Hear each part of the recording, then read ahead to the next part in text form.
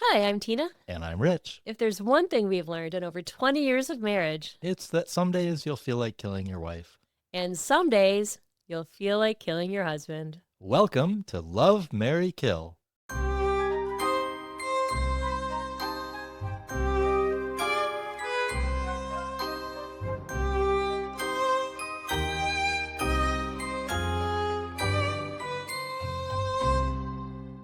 Hey, Rich, Hey, Tina. how are you? I'm fabulous. How are you? You are not fabulous. Someone is a I'm little grumpy today. a little grumpy. And I don't know why. You're just always so even. You are literally the most even-tempered person in the universe.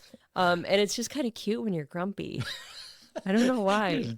You're laughing at my grumpiness? Wow. It's just because it's so atypical. You're not like mean grumpy. You're just kind of like, I'm grumpy and I don't know why. I would say I'm It's irritable. Yeah, okay, I'm yeah. a little irritable today. Yeah, everyone has off days. You don't have many.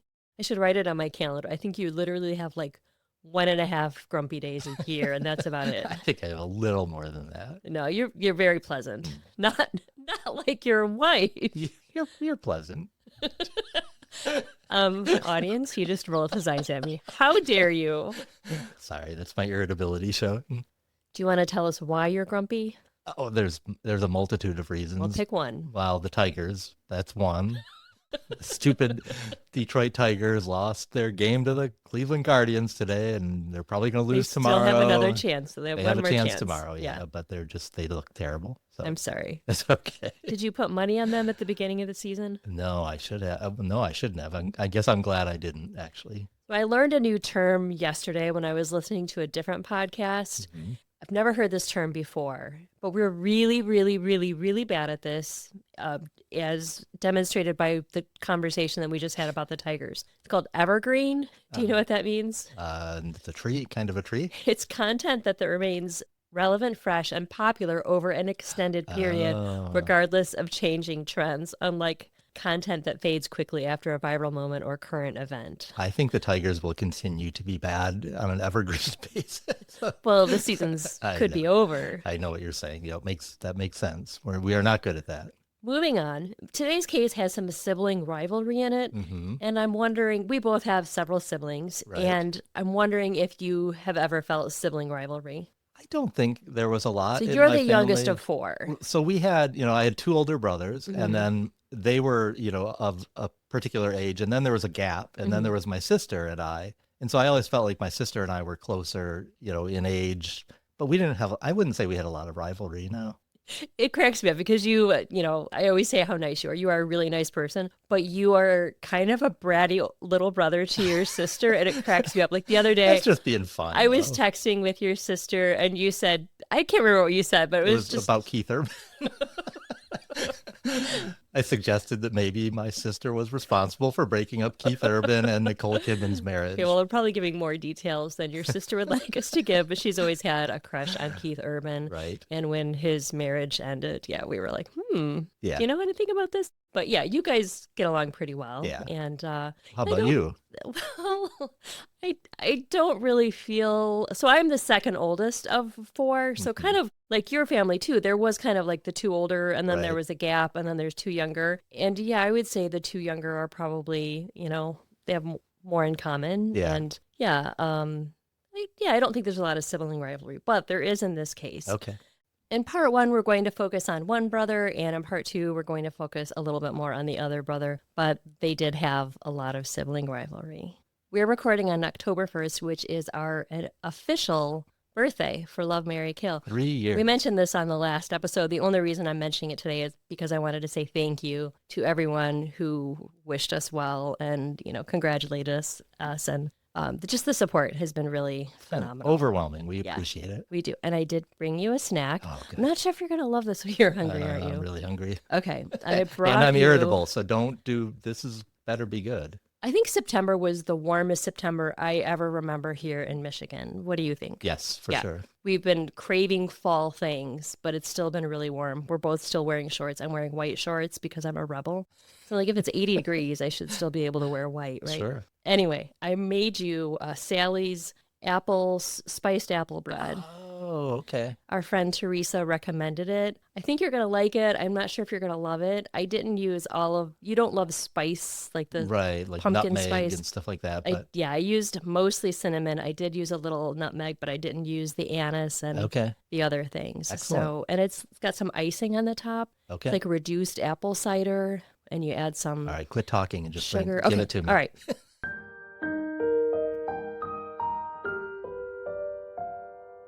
What did you think of Sally's spiced apple bread? It was pretty good. It Yeah. was definitely a little, I'm glad you made the changes you did because it was borderline on the spice I probably stuff. should not have added the nutmeg. Yeah, but I didn't mind it too much. I didn't love the walnuts in it, but So that was me, not Sally. okay, well, you improved on one hand and yeah. I really like to add nuts to any kind of quick bread, but yeah. I'm sorry. Now I'm gonna have That's to okay. eat the No, rest by myself. Aren't no, I? it was pretty good. I would give it like a 6 out of 10, 6.5. Oh wow! I think I'd give it an 8 out of 10, maybe a 9 out of 10 tomorrow. I think it's one of those recipes that'll probably be better tomorrow. Yeah, Are you ready to dive into the case? I am. Well, are you buckled in? Because this is a wild ride. I am buckled in. Before we start, I do want to give a special thank you to everyone who has supported the new version of Love, Marry, Kill, the Just the Facts version. We've had really good feedback. It seems like people are really, really enjoying that. Yeah. So thank you so much for your support. In November 2003, Nancy Keesil, 39, called her father, Robert Kissel, 60, at his home in Chicago. Nancy, her husband Rob, and their 3 children lived in Hong Kong. Her chest heaved with intense sobs. She could barely get the words out. She told her father that Rob, 40, her husband of 14 years, had beaten her severely, even breaking several of her ribs after she had refused him sex.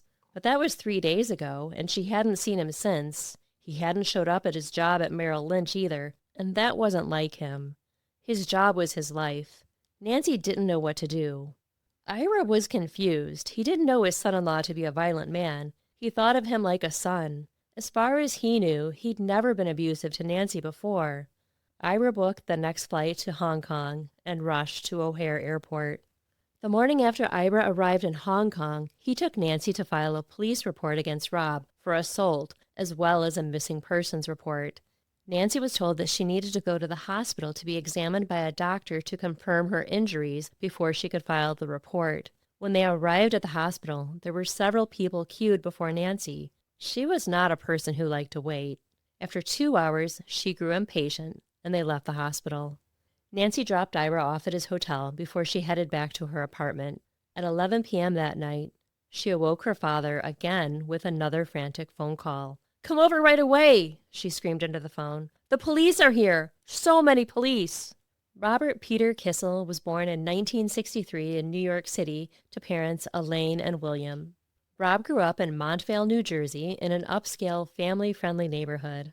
Bill Kissel, his father, graduated from Case Western Reserve University with a degree in chemistry in 1951. He became very successful after he started a company, Synfax, that manufactured dry toner cartridges, beating Xerox at their own game. He was all business all the time and ruthless. His wife Eileen was gentle, soft, and warm, a stark contrast to his brusque personality.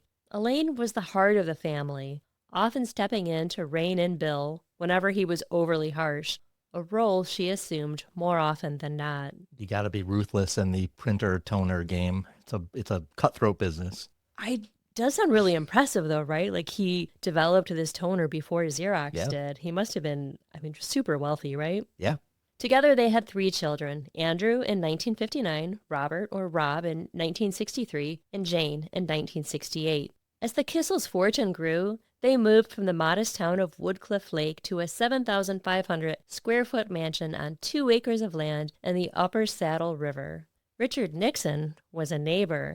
On Halloween, Richard Nixon would pass out candy to the kids from his gate. That must be kind of a crazy childhood pretty memory, wild. right? Yeah.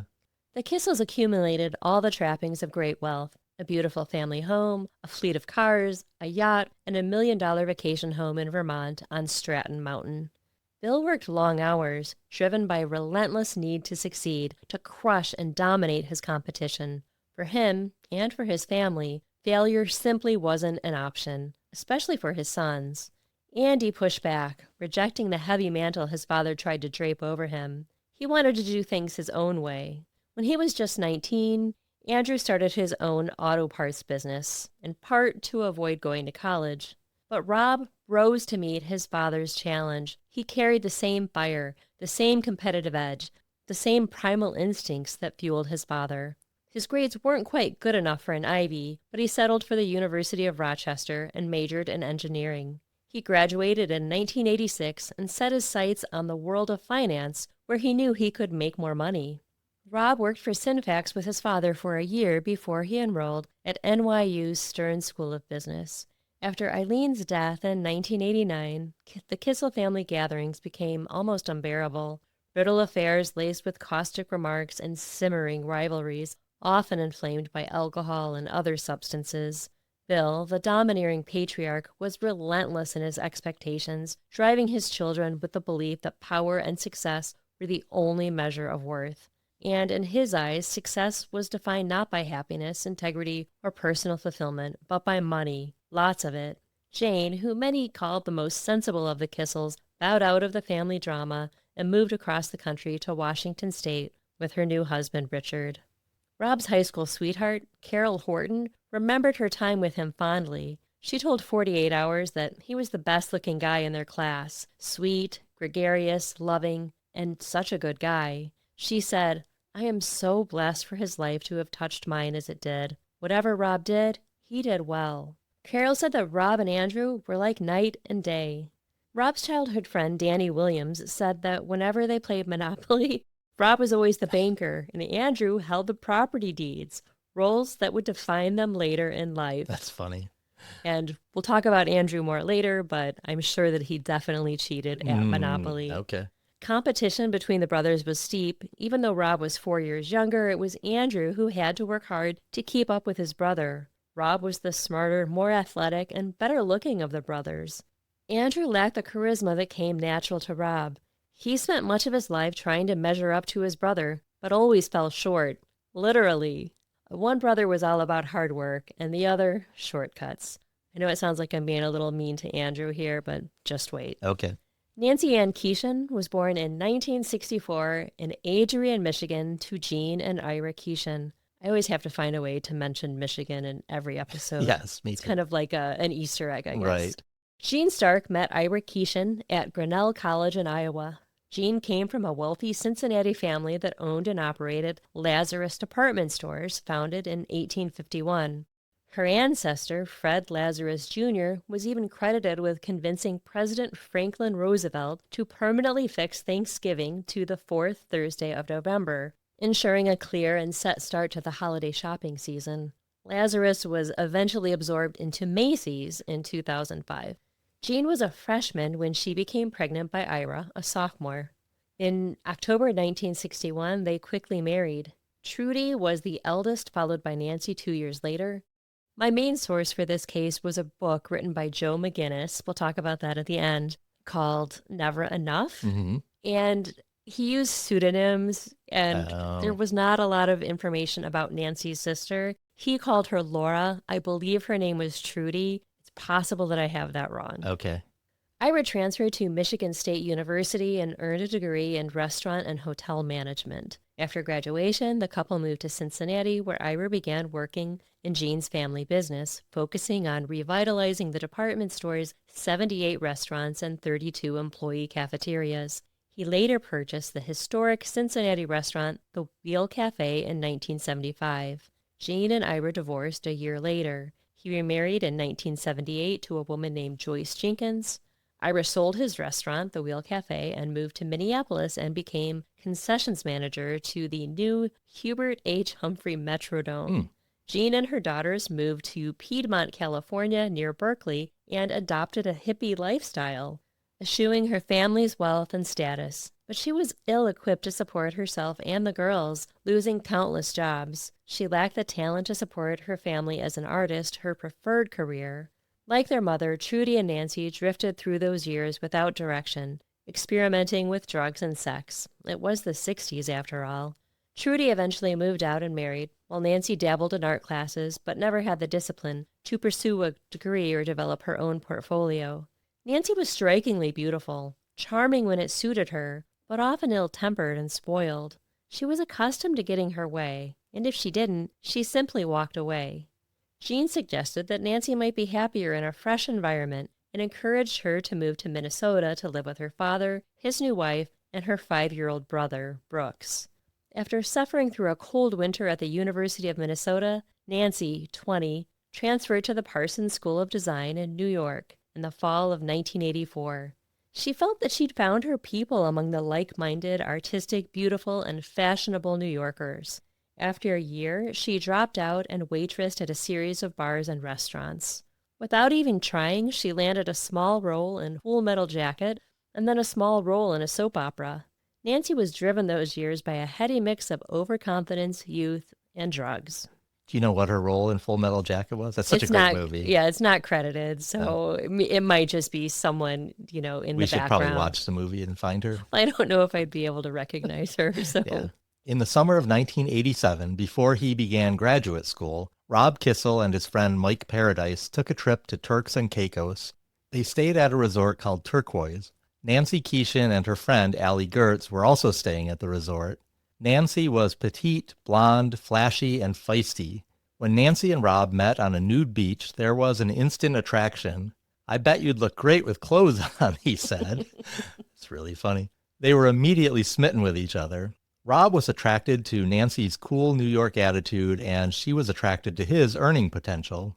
I'm a little mean to Nancy in this case, too. Okay. Rob was a very good-looking guy, and I think she was attracted to him, but I think she did like the fact that he was an investment banker. Got it. By the time they returned to New York from vacation, Rob and Nancy were exclusively dating. A year later, Rob proposed, and the couple moved in together. Bill, Rob's father, openly disapproved of Nancy, dismissing her for not having a degree from an Ivy League school and derisively referring to her as that waitress. Despite his disapproval, Rob and Nancy married in September 1989. Andrew, Rob's older brother, married Haley Wolf, a beautiful Ivy League-educated former competitive skier with a promising career of her own as a financial analyst. She often appeared on CNBC giving stock tips. Coming from a wealthy and accomplished family, she earned Bill Kissel's respect and attention, unlike Nancy, the former waitress. Marrying Haley was one way for Andrew to one-up his brother. He was clearly punching above his weight. He really was. For some reason, skiing was really important to the Kissels, and the fact that Haley was this great skier really made Bill happy. It seems really like made him skiing is important to wealthy people yeah. a lot of times, yeah. We are not skiers in our family. No, we're not. But Haley was Jane's ski coach for a while, so that's how they met. Allie Gertz, Nancy's best friend and maid of honor, later became a fearless advocate for AIDS awareness after being diagnosed at just 22. Allie was beautiful and came from a wealthy family. She became a face of the AIDS epidemic, interviewed by Barbara Walters, featured on the cover of People, and named Woman of the Year by Esquire. She contracted the disease after her very first sexual encounter at 16, a one-night stand. Determined that others learn from her story, Allie lectured people that anyone could contract AIDS if they had unprotected sex. She founded Love Heals, an organization dedicated to educating young people and supporting those abandoned by their families. Her story was later told in a TV movie starring Molly Ringwald. Allie passed away in 1992 at the age of 26. I watched a brief documentary about Allie on YouTube, and she's very inspiring. It's just such a sad, tragic story. Yeah. But at Nancy's 1989 wedding, when Allie casually mentioned the multitude of pills she had to remember to take, Nancy lashed out at her. "Just shut up, Allie. This is my day. Nobody wants to hear about your fucking pills." Seems a little harsh. Yeah. The wedding and reception were held at the East River Yacht Club. Nancy and Rob made a striking couple, and by all accounts, the celebration was beautiful. But Nancy would later complain that Allie had ruined her day by stealing her spotlight. Guests were drawn to the courageous young woman, eager to hear her story and to offer her compassion. We'll be back after a break.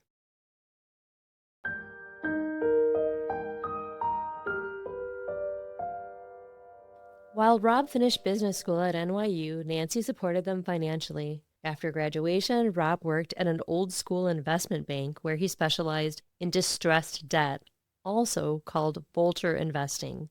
Distressed debt investing is a way to profit from failure rather than success. The strategy works by buying the bonds of a bankrupt or failing company for pennies on the dollar, then using that position to influence or force a reorganization. Instead of taking repayment in cash, investors exchange their bonds for shares in the newly reorganized company. If the turnaround succeeds, the stock value can skyrocket, multiplying their initial investment many times over. For those who play it well, the rewards can be enormous. I have to caution everyone, I am not an economist, and writing this was a little tricky because sometimes I'm like, I think this is right, but it's tricky. There's a lot of financial. Yeah, I am also not an expert in this stuff. You're way closer than I am. But did that make sense to you? More or less. What's that one? The Wolf of Wall Street? Isn't that similar to what they did? Like buying They penny bought stocks? like penny stocks, yeah. Okay. Investment bankers work punishingly long hours in a cutthroat, highly competitive environment. Their job is to literally make money at any cost to their personal life and well-being. Rob, who was putting in 100 hours a week at the office, said to friends, "What good does it do to make $10 million a year when the guy down the hall is making 20? When the Asian markets closed, the New York markets opened, and the cycle began again. There was no pause, no rest, no chance to breathe. If you were resting, you weren't making money." Does not sound like a lifestyle I would enjoy. No. Nancy and Rob lived in the Upper West Side of Manhattan in a small apartment. I looked up their old apartment building, and today I think they have 2 different floor plans, 956 square feet, and the rent is $8,350 a month. Oof. And for a 1,600 square foot apartment, the rent is $13,950. Wow. After their first child was born, Elaine, they needed more space and moved to Greenwich Village. Nancy loved her baby, but she hadn't grown up with the best parenting role model. Even with friends and family, Nancy struggled to form deep, lasting connections, and motherhood was no different. She found it difficult to shoulder the full weight of responsibility for another human being's life, and it was mundane. Nancy craved more excitement. In New York City, she quickly realized many mothers weren't the ones pushing the strollers to the park. Instead, they hired nannies to take their place. In the late 1980s, Hong Kong was a magnet for ambitious bankers like Rob Kissel. The world of finance was coming to understand the benefits of the global marketplace. Hong Kong had just been handed back to China, but its identity as a global financial hub was only growing stronger. Skyscrapers glittered over Victoria Harbor, filled with foreign banks and investment firms eager to tap into Asia's exploding markets. It was the gateway to China, an economy just beginning to open up to the world, and Hong Kong offered a unique blend of East and West, with low taxes, minimal regulation, and a promise of enormous profits. Even the turbulence of the Asian financial crisis in 1997 and 98 didn't diminish its allure. If anything, the volatility created opportunities for those willing to take risks. For Rob, moving to Hong Kong meant being at the center of fast-moving money and high-stakes deals. For Nancy, it meant a glamorous new life in one of the world's most cosmopolitan cities, with a vivacious expatriate community who lived in luxury high-rises, employed live-in domestic help, and sent their children to impressive international schools. Hong Kong wasn't just a career move, it was an adventure. And for a young family like the Kissels, it promised the best of everything. The Chinese government allowed Hong Kong's rampant capitalism to flourish without feeling as though they were desecrating Mao's legacy of strict control. Daily life was fast-paced and crowded, filled with neon signs, dim sum houses, and a thriving pop culture scene led by Hong Kong cinema and canto pop. But overpopulation of Hong Kong has led to extreme air pollution that peaked in early 2000. It has improved, but PM 2.5 and PM 10 remain nearly 3 times the level recommended by the WHO. PM means particulate matter. Oh, and there's okay. different kinds of particulate matter. Mhm. Actually, today I was looking at like a geographical map of the entire world. Uh-huh. And I guess I didn't realize that Asia is really very polluted. Like if you look at, Yeah. like Europe and the United States and Canada, and they're all green, but Mhm. most of Asia is, still suffering from severe air pollution. Yeah, well, that's too bad. Hong Kong is one of the most densely populated places on Earth, with an average of about 17,400 people per square mile, far higher than cities like New York or London. In some districts, in Kowloon, for example, that number soars to over Oh 310,000 my people per gosh. square mile, Can't imagine making that. daily life feel compressed into high-rise towers and crowded streets. Wow. Even compared to Manhattan, which has around 70,000 people per square mile, Hong Kong's density is staggering and shapes nearly every aspect of life, from housing to transportation to access to open space. Wow, I can't even imagine. What do you think our population density is? If you have 12 people per square mile, something like I mean, that. it's more than that, but it is kind of shocking. Yes. I'm sorry that I went on so long about Hong Kong, but I think it's really interesting. Well, I think it's interesting too, and I think it paints a really good picture of what their life must have been Right. like. And just the culture shock from going to, they did live in New York City, but they also had a place in Vermont. But yeah, I don't think it even compares. No. Because the population density is so high, there are no houses, like flat houses. Yeah. Everything is built up. Right. And to me, that's just so hard to picture. I mean, I've been to cities before, but here, everyone has a house. Right. It's just very different. Yes. In the 1990s, Goldman Sachs was the #1 investment bank in the world. When Rob Kissel was offered a job in Hong Kong, he jumped at the chance to get in on the emerging market. They only send winners. This means I'm on the fast track to make partner. Hong Kong is the key to the mint, he told his friends. His ultimate dream was to make partner at Goldman, and moving to Asia increased his odds dramatically. Just give me 3 years, Rob pleaded with Nancy, and moving to Hong Kong had the added bonus of bowing out of the Kissel family drama for a few years. In June 1997, the Kissels settled into Parkview, a 3,500 square foot luxury apartment costing $20,000 a month. The complex was home to many wealthy expatriates, offering both comfort and status. But the move came at a turbulent time, just weeks before Britain handed Hong Kong back to China. Tensions in the city were running high, and when the Asian currency crisis struck soon after, Rob saw not only risk, but opportunity. Parkview was more like a vacation resort with its abundance of amenities, including a luxury hotel, 8 dining options, multiple tennis and squash courts, 3 swimming pools, and even 2 driving ranges. Residents had access to a 3-story health club staffed with trainers and nutritionists, along with a preschool, children's playground, and daily supervised kids' activities. But did they have a pickleball court? Well, I don't even know what squash is. Cultural and leisure offerings included a theater, art gallery, beauty salon, supermarket, landscaped formal gardens, and a lifestyle shop selling everything from paperweights to silk slippers embroidered with the Parkview logo. There was even a Roman bath.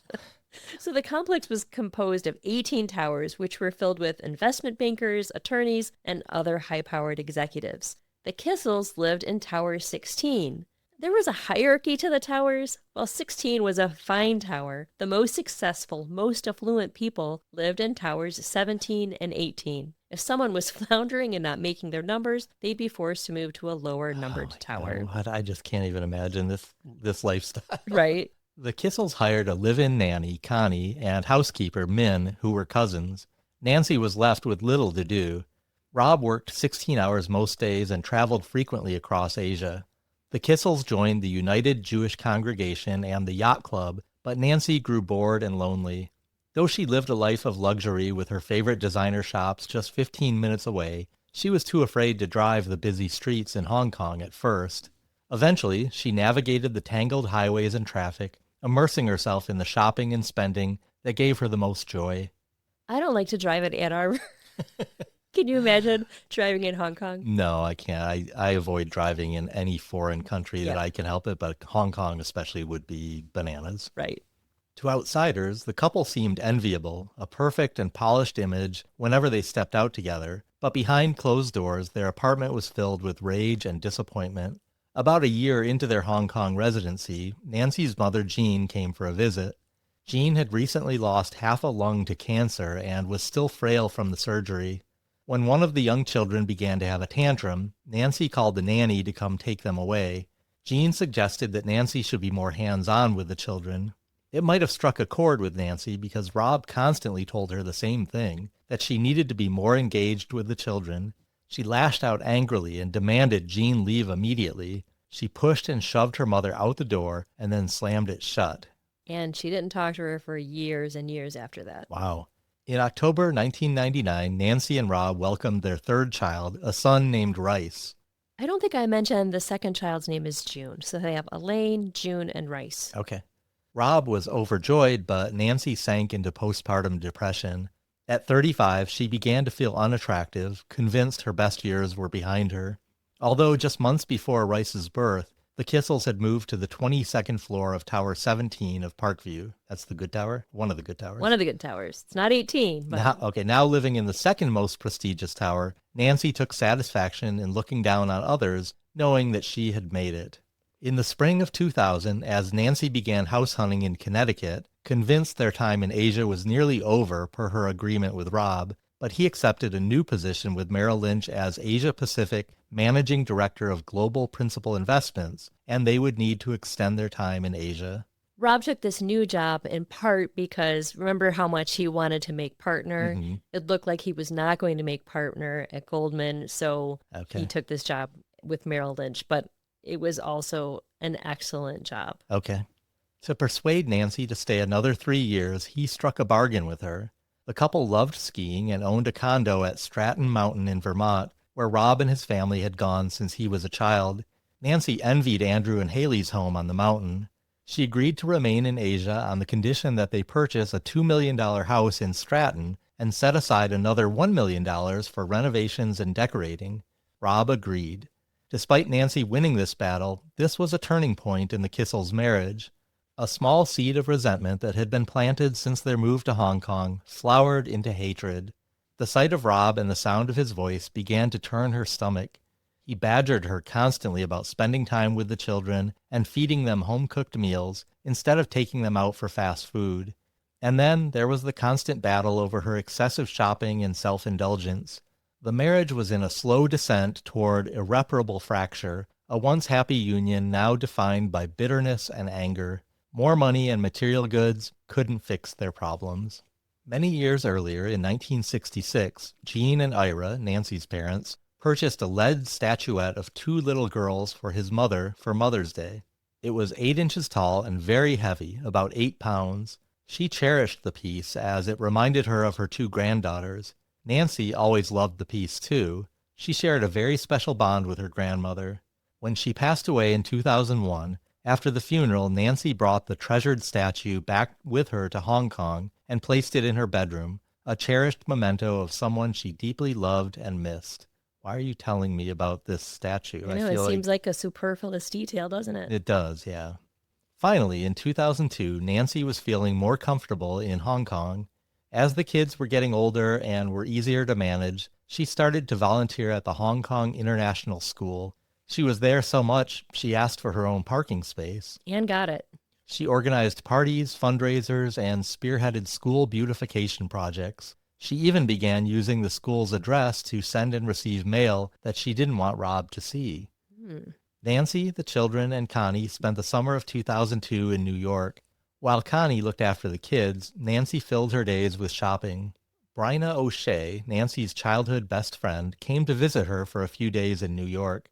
During the visit, the two went to see Unfaithful, starring Richard Gere and Diane Lane. Do you remember this movie? Not really, no. So as homework for the podcast, I watched the movie the other day. Thoroughly enjoyed it. Yeah. It's really good. I recommend you go watch it if you haven't watched it. It's pretty good. It's very intense. It's kind of like a little bit of a thriller.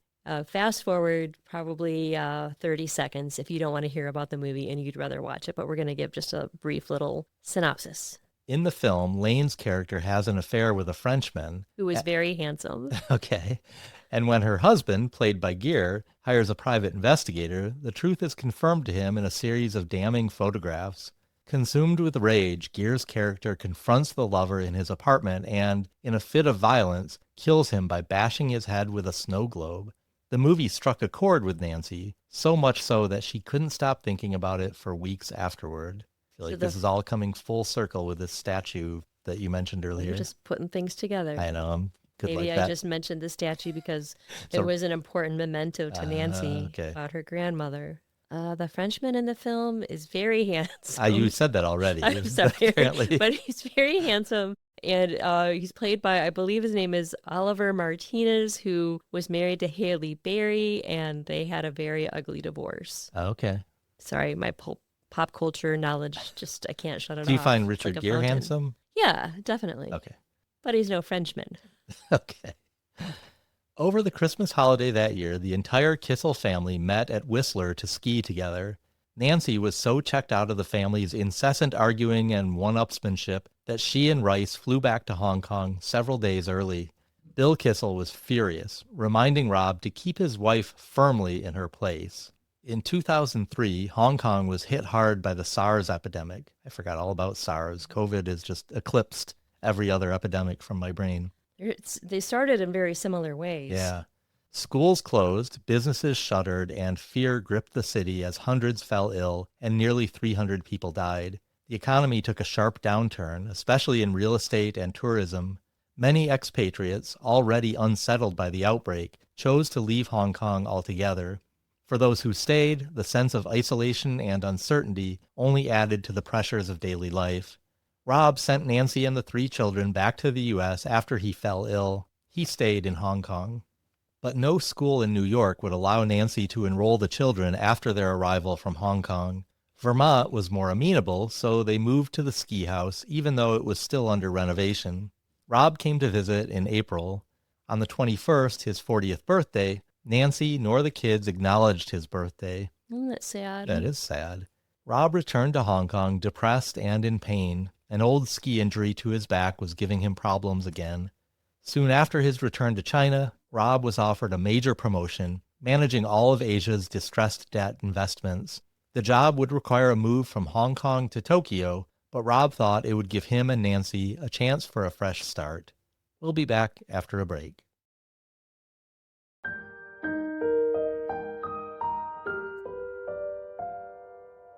Bryna, Nancy's childhood best friend, began noticing changes in Nancy's personality and a growing shift in her attitude towards Rob. Since Bryce's birth, she seemed depressed and withdrawn. It surprised Bryna when Rob called her seeking her advice on how to approach his crumbling marriage. With Nancy in the States and Rob in Asia, he installed spyware on her computer. Oh, not cool, Rob. He also hired an ex-cop turned PI named Frank Shea to trail Nancy. Frank's business, Alpha Group, was thriving. He even started getting international jobs working corporate investigations and computer forensics. For $12,500 a week plus expenses, Frank or one of his associates would follow Nancy and give a detailed report of her actions for the week. I'd do that for 10 grand a week. That amount of money shocked me. That is shocking. Michael Del Priore, 39, a twice-divorced father of 3, and an audio-visual technician, was hired by Rob to install a state-of-the-art home theater in their Vermont ski house. Rob was in Asia on the day of the installation, leaving Nancy to handle things. When Mike rang the doorbell, Nancy answered wearing short shorts and a tank top. Mike was a bulky guy who obviously hit the gym a few times a week, but he wasn't a good guy. He'd left his wife and 2 kids for an 18-year-old exotic dancer. When she became pregnant, he left her to pursue a relationship with a 15-year-old. He was 30. Oh.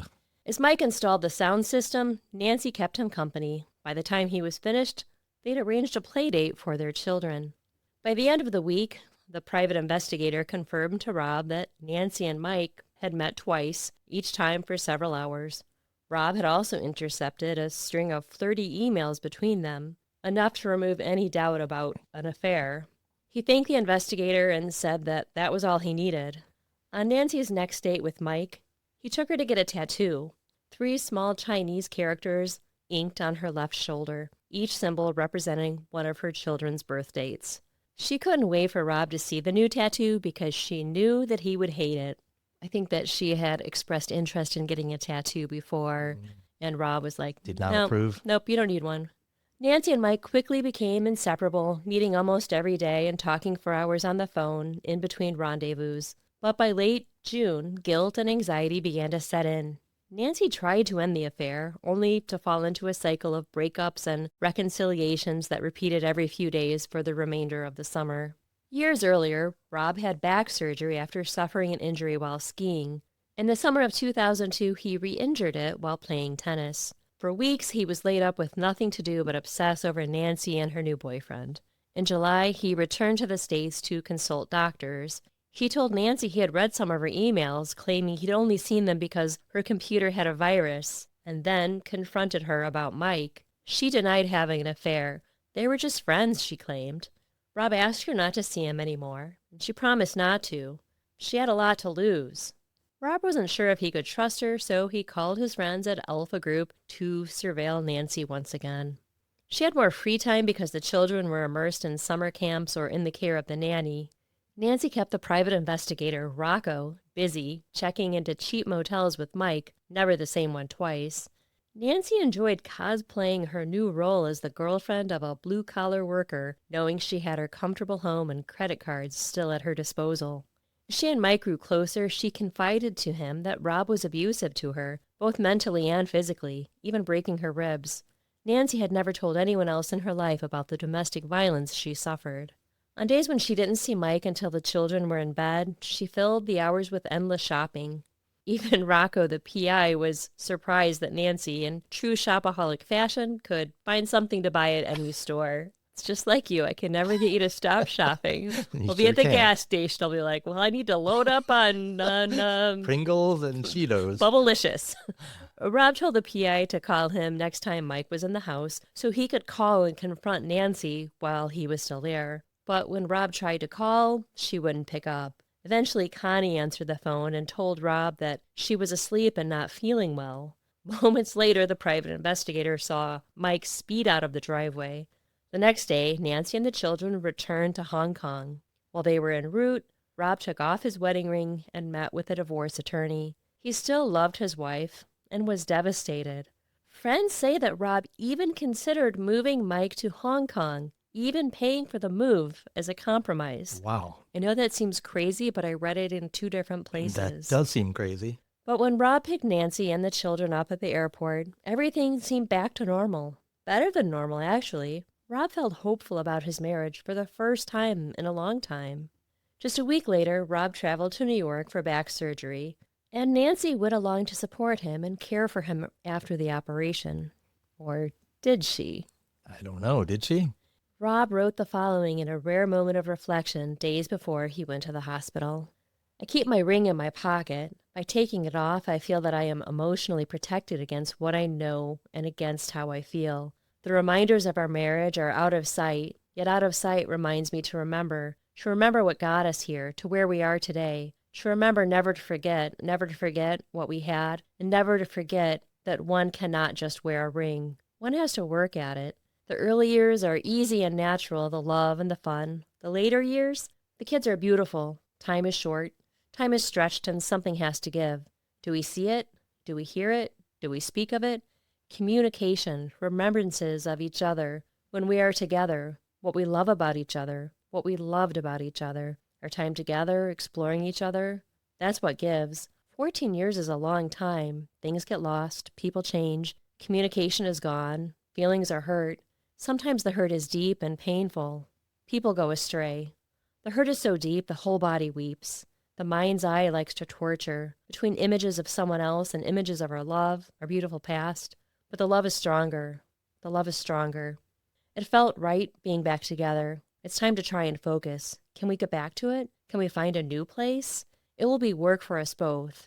It is work to remember, work to be patient, work to change back to the way we started, and to find a new place. We had a love through and through. We need to remember. We need to find. That's why I keep my ring in my pocket. It keeps me safe. It brings me love. So it seems that Rob was willing to forgive Nancy and wanted to move forward in their marriage. Here's another journal entry demonstrating his love for his wife. What a week! Even though it is terrible circumstances, my operation, I feel like I am in love again. Nancy picked out some cologne for me at Bloomie's. She sleeps facing me, touches me, and holds my hand without me doing it first. She seems to care about what I'm doing versus not caring if I died. We call the kids together, wake, eat, and sleep together. I love being together. It is as it was 10 years ago. But my mind wanders back to what I know. I still don't trust that she is not writing letters or calling her lover when I am tied up with a doctor. What can I do? I can only show my love. The real sadness and emptiness is that I love her, but may never trust her. He's a real philosopher, poet, introspection kind of guy all of a sudden. Right? And a investment banker on top of that. Yeah. But Rob was nervous that while he was recuperating in the hospital, that Nancy would contact Mike. He reached out to Alpha Group again to arrange a tale for her, but Frank Shea talked him out of it. If you're going to stay in your marriage, you've got to trust her, he said. The surgery went well. Rob was planning on staying in New York for 2 weeks before returning to Hong Kong, but Nancy was headed back to be there for the children's first day of school. The day before she left for Asia, she snuck out of their hotel room to meet Mike. They went on a carriage ride around the city. Nancy even paid the driver to go around the loop twice. She sobbed into Mike's arms, telling him how controlling and abusive Rob had been to her. Nancy said Rob was an alcoholic and a drug abuser. When he was high or drunk, he forced himself on her. She couldn't live that way any longer, she told Mike. Mike told her to leave Rob, but Nancy said that she'd lose the children in a divorce settlement. They had sex in the stairway of the posh hotel where Nancy and Rob were staying before they parted ways. The day after Nancy was back in Hong Kong, she made the following Google searches: sleeping pills, drug overdose, and medication causing heart attack. She also opened a bank account in her name only and began siphoning money from the joint account into her own. She purchased a secret cell phone just for calls to Mike. Her first call stretched to 4 hours, though later both would claim they couldn't remember what they'd talked about. Nancy thought she was being meticulous in her planning, but she didn't realize that Rob had spyware on her laptop and he saw her Google searches. How scary that must have been for him. Oh, incredibly scary. If you see searches like that on my computer, though, you know it's because I'm doing a true crime podcast. Of course. It would never harm you. Right. Nancy visited a psychiatrist a few days later. She told the doctor that she was in an abusive marriage and was having trouble sleeping. He wrote her a prescription for Ambien. Rob had returned to Hong Kong. It was his habit each night before bed to have 2 fingers of scotch. When he noticed that it tasted peculiar, he didn't finish the drink, but when he stood up, he felt woozy and nearly fell over. By this point, Rob was basically a detective. While Nancy slept, he rifled through her purse and found the prescription bottle and a love letter from Mike that was like a gut punch to Rob. It read, "Another day down, another day closer to seeing you. I am going crazy thinking about you. Whenever a customer comes in the store, I want to say, 'Don't bother me. I am thinking about Nancy. I miss holding you, hearing your voice. I love it when you call my name. It makes me melt.'" Give me a bucket. He had been sending love letters to the children's school. Rob called his private investigator friend, Frank Shea, and asked him to see if Mike was still in the U.S. He was, Shea confirmed.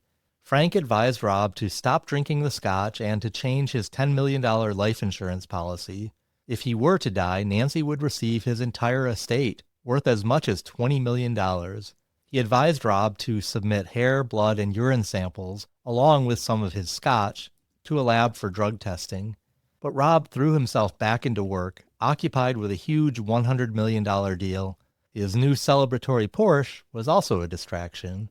When Frank reminded him days later, Rob promised he would take care of it, but he never sent the samples to the lab. I don't understand why Rob wouldn't just get out. If you felt like there was even a chance that your partner was researching ways to kill you, like I wouldn't be sticking around and just taking Honestly, some minor though, precautions. like we've been married for a long time. If you saw those searches on my, well, obviously because I'm a true crime podcaster, Right. wouldn't you? Because you just wouldn't think that I would try to kill you. I would, right? No, but he knows she's having an affair on him. Like it just seems, I don't know. He seems a little naive about I think it this takes whole a thing. long. I mean, we do these cases every week. It takes a long time, I think, for people to really believe That's the true. person that you love and have made a commitment to would try to take your life. That's very true. The Kissel's marriage seemed to be on the mend. Nancy was more focused and attentive, even agreeing to marriage counseling, although one session unraveled into a screaming match, with Nancy declaring she wanted out, but the very next day she apologized sincerely, telling Rob she loved him and wanted their marriage to work. Nancy, it turns out, was also a bit of a detective. She went through their phone bill and found an unknown number dialed several times. She had Mike call the number from the States. Alpha Group Investigations, the voice on the other end of the line answered. Rob noticed frequent cash withdrawals from their account and accused Nancy of sending money to Mike. She was, but she denied it. The confrontation escalated into a shoving match, after which Rob cut up all but one of her credit cards.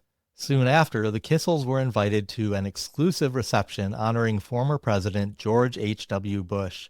Rob was a big fan of his and excited to attend. Nancy was also looking forward to the event. She bought a special new dress for the event, a dress that highlighted her shoulders. In the weeks since she had gotten the 3 tattoos, Rob hadn't yet seen them. When Nancy spun around showing him her new dress, Rob grew enraged when he saw the tattoos. He blew up. It might have been the final straw. He had tried to be patient with her, but this show of rebellion was too much. They shouted and screamed obscenities at each other. Nancy later claimed that Rob ripped the dress from her body. They were late to the reception, but once there, Nancy, in a much better mood, brazenly tapped President Bush on the shoulder and asked if he might say hello to her husband and pose for a picture. He kindly obliged. I will post that picture. Interesting. Just days later, Nancy hatched a new plan. She missed Mike and knew Rob would see through any trip to the States. She called her best friend Bryna and proposed that she fly into San Francisco and they could get boob jobs together. I feel very strange saying boob jobs. Because we've said this several times because breast augmentation sounded funny, That but you does didn't want to sound say funny. boob jobs either, but They both sound... they were getting cosmetic surgery on their breasts. Gotcha.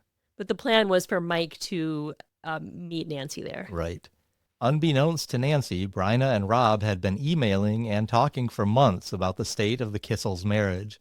Bryna had become his confidant and, in many ways, his source of comfort. Which is a little weird, too. That's a lot weird. Rob had become obsessed with finding proof that Nancy was still carrying on with Mike. He found it one day in the form of a cell phone bill for an unfamiliar number. Then he found the cell phone hidden in her underwear drawer. It's like the worst place to hide anything, Yeah, right? terrible. This was a pivotal moment for Rob. He woke up. He finally knew that his marriage was over. Okay, I realized I think I said a few minutes ago that he really thought the marriage was But now over. he but really now he did. really thinks it's over. He took the phone and threw it into the street, never uttering a word to his wife. Nancy panicked when she realized the phone was missing. She called Mike collect from a payphone several times a day. Okay, so she's calling Mike from Hong Kong to the States. Oh, gosh. And she's calling him several times a day. Yeah. His phone bill that month was over $10,000. Oh, my. Mike was not a wealthy man. On Thursday, October 23rd, Nancy visited her doctor and confided to her that her husband had been physically abusive to her. The doctor noted no apparent injuries and wrote in her notes, quote, alleged assault, subsequent violations, and low libido. Nancy admitted that the Ambien wasn't effective and asked for a stronger medication. She suggested Rofinol, also known as roofies or the date rape drug, illegal in the U.S. but not in Asia. That same week, Nancy also returned to the psychiatrist complaining of a very tenacious sleep problem. She was given 3 medications, lorazepam, Axetal, and amitriptyline. The combinations of all of the drugs Nancy now had in her medicine cabinet, when taken together, could definitely cause death. A few days later, Rob asked a recruiter he knew to fax him a list of prominent divorce attorneys in Hong Kong. When nothing came through, he called to remind him, only to learn the list had already been sent. The recruiter read the number back, and Rob realized with dread it had gone straight to his home fax machine. Nancy almost certainly had it in her hands. After leaving the United Jewish Congregation on Sunday, October 2nd, June, the middle Kissel child, had a playdate with a friend, Leah. Her father, Forbes magazine Hong Kong bureau chief Andrew Tanzer, dropped his daughter off and stayed for a while to talk with Rob. Soon their daughters delivered them pink milkshakes from the kitchen, made by Nancy. It tasted sickly sweet, made from strawberries, all the ice cream remnants in the freezer, and crushed cookies. Tanzer drank his quickly and said he'd return in a couple of hours to pick up Leah. When he got home, he was overwhelmed by sleepiness and laid down on the couch. He was in such a deep sleep, his wife couldn't wake him up hours later to pick up Leah. Rob took Rice to the park when a colleague, David No, called him to discuss business. Rob was usually the sharpest guy in the room, but on this call, he was confused and slurring his words. David was concerned because they had an important conference call scheduled for later that night. At 6 p.m., with Connie off for the day, Nancy asked the housekeeper, Min, to collect Rice from the park and take him to a friend's picnic, with strict orders he'd be home by 7 p.m. Min asked Rob if she could wear his watch so she could keep track of the time. He took off his $15,000 Cartier watch and handed it to her, and then headed back up to his apartment. At 6:06 p.m., security cameras captured Rob entering the elevator. The next morning, when the children asked where Rob was, Nancy said he had left for work because he had an early meeting. Min thought it was odd that his watch was still sitting on the counter where she'd left it the night before. He never left home without it. Nancy asked Connie to pick up some bleach when she dropped Rice off at preschool. After the kids left for school, Nancy retreated to her bedroom, telling Min not to disturb her or clean her bedroom that day. She then spent the next half hour on the phone with Mike. Next, she sent an email canceling an upcoming lunch she had scheduled with Scotty the Clown, who she had booked for an upcoming event at the Hong Kong International School. She wrote, "My husband is not well and I need to take care of some things. Sorry, I will be in touch soon." She ordered some packing boxes to be delivered to her apartment and then called the building's superintendent to rent an additional storage unit. Around 10 a.m., Nancy left to go shopping at a home furnishing store and bought several items, including sheets, bedding, pillows, a chaise lounge, and a rug. Back at the apartment, she asked Min to go out to buy rope, packing tape, and plastic sheeting. Nancy was in the bedroom for the remainder of the day. I wonder what Min thought at this point. Could you go buy me some rope, some plastic sheeting, some tape, and don't come in the bedroom? Well, this was never stated in the book, but it's possible that they were getting ready for a move. Because remember, Rob got the promotion and they were going to go to Taiwan. Okay. At 7 p.m., she called her father, where we began this episode, crying as she recounted the terrible fight that she and Rob had had the night before. Afterward, she tried calling Bryna. It was only 5:30 a.m. in San Francisco, so Bryna didn't answer, but Nancy left a message. "You've got to call me. It's very important. I just called my dad and he's flying down here. Rob and I had a fight. He chased me around the room. He wanted to have sex. He beat me up. Call me, please." When she woke up, Bryna called Nancy, who told her about the fight and how violent Rob had been, chasing her around, punching, hitting, and kicking her. Bryna knew that Rob was going to tell Nancy that weekend that he wanted a divorce. Nancy's story didn't seem to add up. If Rob was planning on leaving Nancy, why would he be chasing her around demanding sex? She tried calling him and emailing him several times with no response. The next morning, Nancy was still acting strangely. She asked Min to go buy as much peppermint oil as she could get at the pharmacy. At 9 a.m., Nancy walked into her doctor's office hunched over and walking slowly. She explained to the doctor that her husband had beaten her badly, punching and kicking her, and he had tried to force her to have sex. Nancy's only visible wound was a small puncture on her hand between her thumb and forefinger. She explained that the only weapon she'd had in the bedroom during the assault was a fork, and Rob had stabbed her with it. The doctor observed that her entire body was tender to the touch, despite only a few bruises. There were rug burns on Nancy's knees and a large bruise on her right shin. She demanded x-rays because she was sure her ribs or collarbone was broken. Neither were. When she was finished at the doctor's office, Nancy bought 2 more rugs. Connie noticed a bleached spot on the carpet and the smell of incense coming from the bedroom. It was odd because Nancy had never burned incense before. Later, Nancy confided in Connie about the fight, insisting on its severity and once again claiming she had broken a wrist or her ribs. Connie was surprised because neither she nor Min had heard the fight. Nancy said Rob had stormed out of the apartment in anger, and she thought it entirely possible he wouldn't return. And after the explosive fight, she wasn't sure she even wanted to see him again. And that, my friends, is where we're going to end Really? part 1. We don't get to find out what happened to Rob until part 2. Okay. Exactly. Do you think Rob is coming back? No, I do not think he's coming back. What do you think drew Rob and Nancy together in the first place? Because they're pretty different. I mean, it must have had something to do with meeting in the nude on a nude beach. There's maybe some instant attraction there. But no, I don't know. I mean, sometimes, opposites do attract, and maybe he was rebelling, from his family a little bit because the expectation was that he would marry someone who was Ivy League and, upper class. So it could be part of that as well. I'm not sure if I did the best job describing Nancy at the beginning.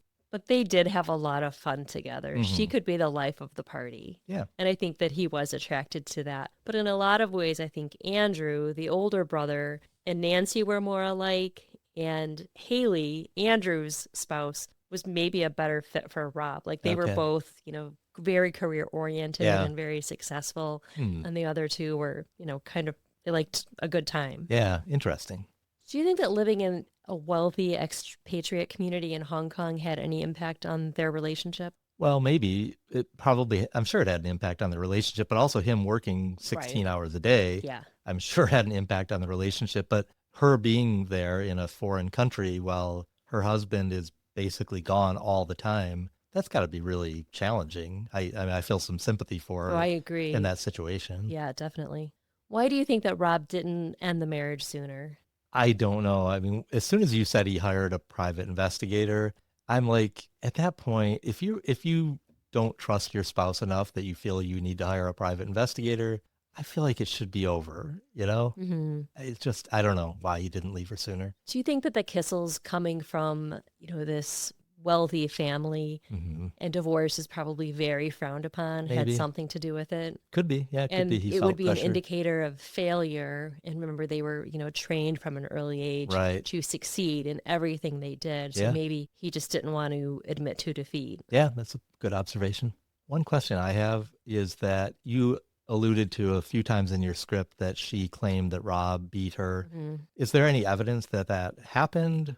There's not, but it seems like maybe she was trying to lay the groundwork for, yes, I was a battered spouse. Okay. But it's so hard in these situations when we're telling these stories because there's not really evidence either way. Hmm. And I always want to believe people who say that they're victims of domestic violence. Right. But really, Rob does seem like a nice guy. He was very invested in his job Hmm. and, probably didn't give his family as much as attention as he could have, but he did try to. Yeah. Well, that was my other question for you was about whether Rob, you thought he was a good husband or not. Obviously, he worked way too much and Mhm. probably that took him away from time with family and things like that. But was there any evidence did he have affairs or did he do anything else that made him a bad husband, do you think?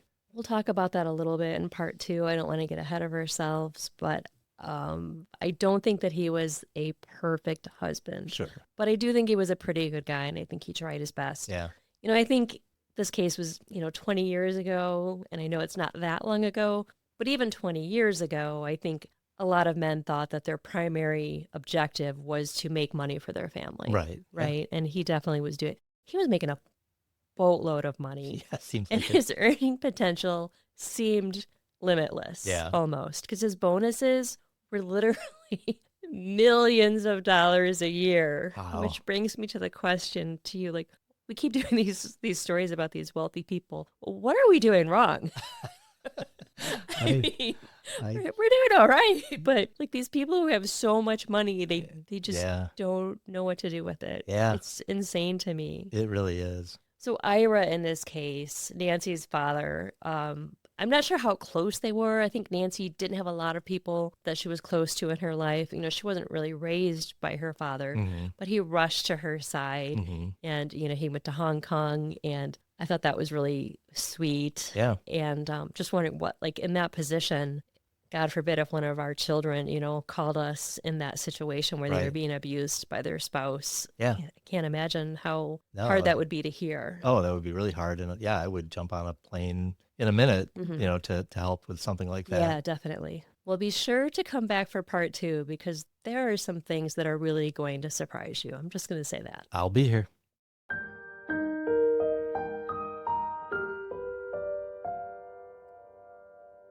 I think about this a lot, but if I were to die, please don't look at my Google searches. It's, Well, now I'm going to. You can't just say that.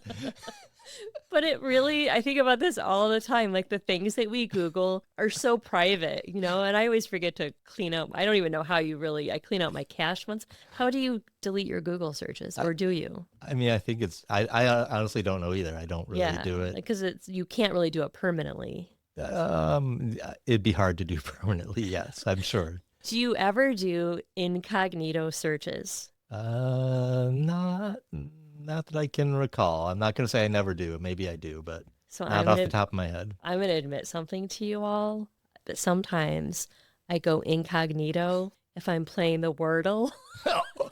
Oh my, you're a I'm cheater. about to like get it wrong and like I'm not gonna lose Wordle, so I'll go to the. You thought I was going somewhere else?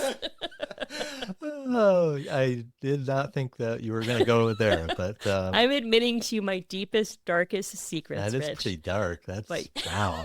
How can you sleep at night?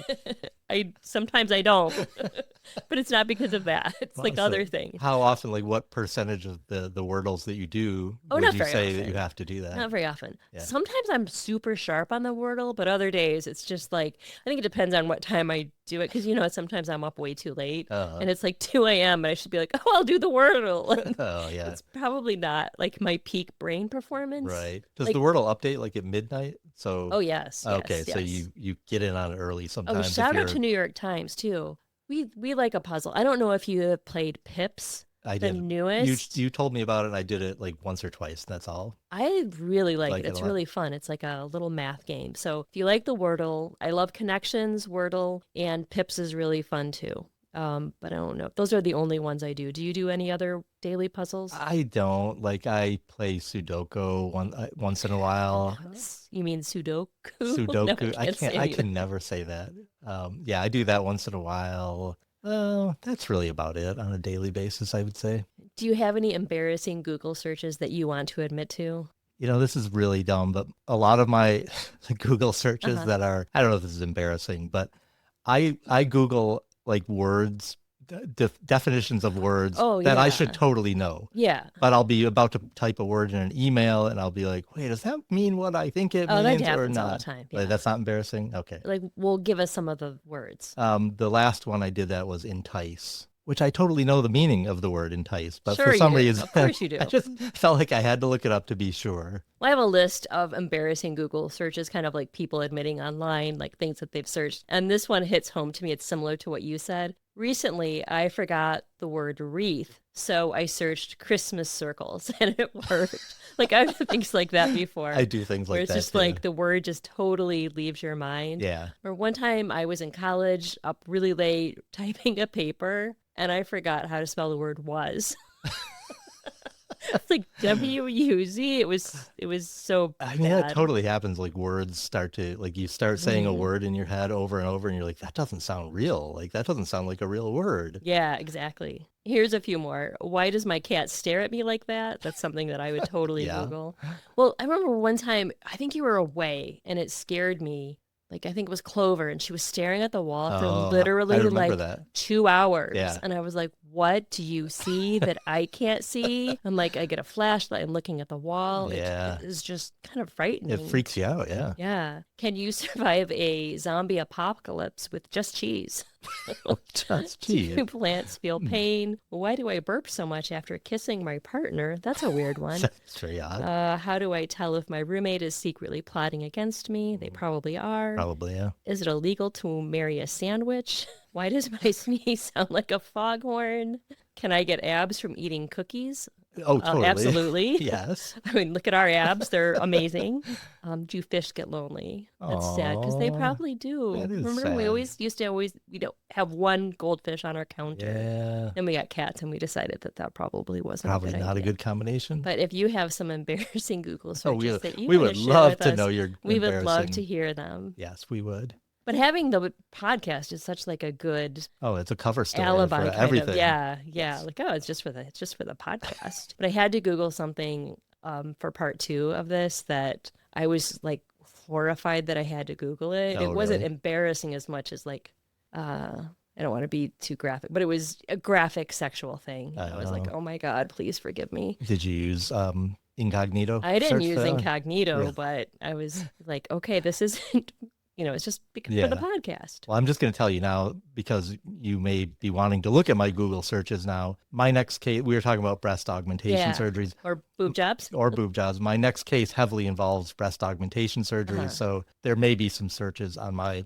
laptop around that topic. I was going to ask you about that. This is embarrassing, not for me, but for like, I've had, actually, I don't look at yours ever, but like a friend's husband will follow me on Instagram or something, and then I'll just look at the people that they're following, and they're following like Sally XXX or something like that. Have you ever seen a friend or anyone and you see them Yes. following a bunch of like, hot girls, and I'm just kind of horrified by that. Yeah, and like their spouse isn't on Instagram or Facebook Well, no, or whatever like it is. one of them is, and I'm like, how would you do that? How is your wife supposed to feel about that? Really? Wow. And it was the one person I'm thinking of, it was several hot babes or Really? whatever you want to call them. Yeah. Wow. Yeah. That's pretty. I guess I haven't even checked yours, so maybe I should. You shouldn't. You should just trust me. I do. And I really do, like, I don't know, I respect people's privacy. Yeah.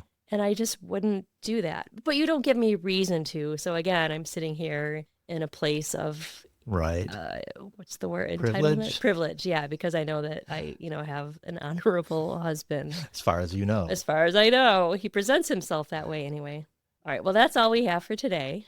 If you'd like to listen to part 2 of this episode right now, you can join us on patreon.com/lovemarrykill. We have one tier, $5 a month, and you get early ad-free access and a monthly bonus episode. And if you don't want to support us on Patreon, that is completely fine. But the best way to support the podcast, our podcast or any podcast, is to leave us a 5-star review on Apple Podcast or Spotify or wherever you listen.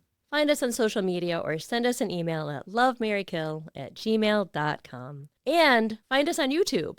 We always post our episodes a day early on YouTube. Until next time. Don't kill your wife. And don't kill your husband.